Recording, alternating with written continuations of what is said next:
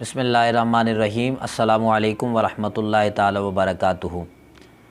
ایک سائل نے سوال پوچھا ہے اور وہ قربانی کے متعلق یہ سوال پوچھتے ہیں کہ اگر کوئی جانور ایسا ہو کہ جس کے دانت نہ ہوں، یا کوئی جانور ایسا ہو کہ جس کے تھن کٹے ہوئے ہوں، تو از روئے شرع اس کا کیا حکم ہے؟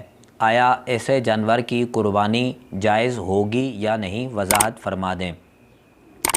تو دیکھیں، قربانی کے لیے جانور کا عیب سے پاک ہونا ضروری ہے۔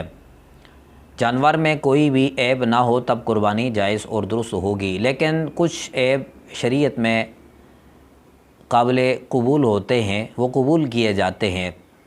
رہی یہ بات کہ اگر کسی جانور کے دانت نہ ہوں یا تھن کٹے ہوئے ہوں تو ان کا کیا حکم ہے؟ ان کی قربانی ہوگی یا نہیں ہوگی؟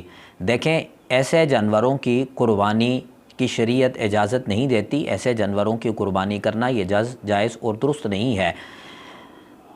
اس مسئلے کو تفصیلی طور پر در المختار کتاب الاضحیہ جلد 9 صفحہ نمبر 537 پر تفصیل کے ساتھ دیکھا جا سکتا ہے۔ وہاں یہ مسئلہ موجود ہے کہ اگر کسی کے جانور کے دانت بالکل ہی نہیں ہے، آئے ہی نہیں ہے، تو اس جانور کی قربانی جائز اور درست نہیں ہے۔ اسی طرح اگر کسی جانور کے تھن کٹے ہوئے ہوں تو ایسے جانور کی قربانی بھی بالکل جائز اور درست نہیں ہے۔ لہٰذا احتیاط کی جائے۔ اکثر اوقات دیکھا گیا ہے کہ لوگ اس طرح کے جانور لے لیتے ہیں اور ان کی قربانی کر دیتے ہیں۔ ظاہر سی بات ہے، ان میں عیب ہے تو عیب دار جانور کی قربانی نہیں ہوتی، گویا کہ ان کی قربانی نہیں ہوگی۔